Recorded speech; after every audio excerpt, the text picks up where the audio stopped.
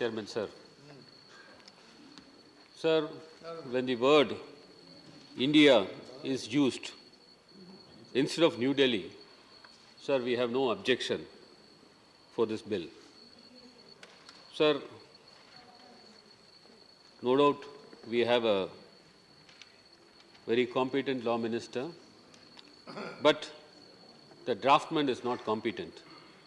Had he used this word, India, in 2019, it would have not made us to sit here and discuss and to pass this bill only for the purpose of substituting the word New Delhi with that of word India. Sir, it cost around rupees 2.5 lakhs per minute to the exchequer for running a parliament for a minute. If you calculate for both Lok Sabha and Raj Sabha, the combined expenditure of the exchequer for the present bill would be 1.5 crore. Due to the incompetent draftmen, so much money is being wasted. That is why I am asking for such competent draftmen along with an editorial board to understand the needs of the bill and its long-term ramifications. Before tabling any bill before the Parliament, the stakeholders should be consulted. The legislative impact assessment should also be done. So that is how the participation of all will be there in bringing out a bill. Sir, there is an emergent need to reconsider our arbitration laws as they are becoming detrimental for government contracts. I am sorry to say that the contractors are looting money from the government by systematically abusing the arbitration procedure. I have to say now, reliefs are being granted by the arbitrators, which a court would have refrained under the given circumstances. We have to understand that the private parties are very diligent in appointing arbitrators based on their background. There are awards being passed against government wherein the claims awarded are so enormous that it is making the contract economically unfeasible, thereby causing further loss to the public exchequer. Sir, under the existing Section 34 of the Arbitration and Conciliation Act, 1996, the court has powers only to set aside an erroneous, patently illegal award and remit it back to the arbitral tribunal for de novo hearing.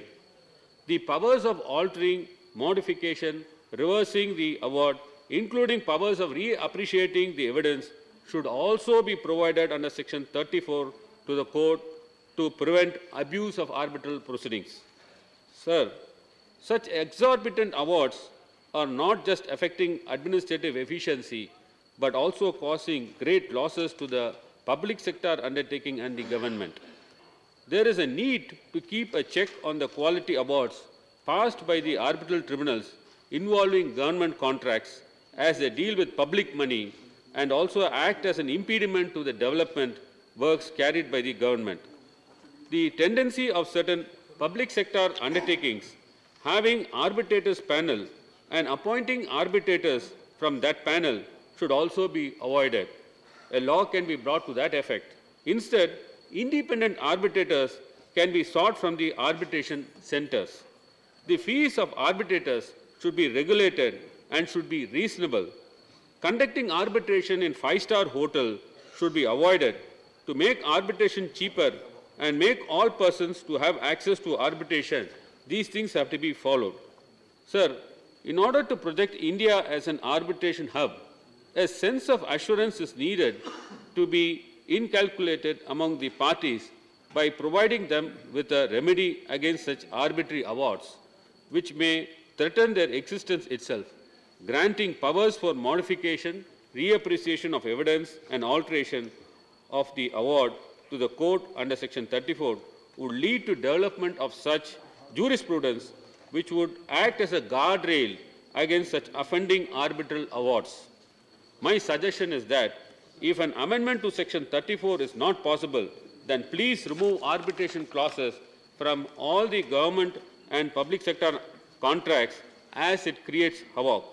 Sir, the Legal Services Authority should have a list of panel of arbitrators who are ready to do arbitrations free of cost and make available to all litigants who are interested in the arbitration so that the doors of arbitration will be open to the poor litigants. Honorable Law Minister should consider this. Sir, what our country needs is a robust arbitration regime.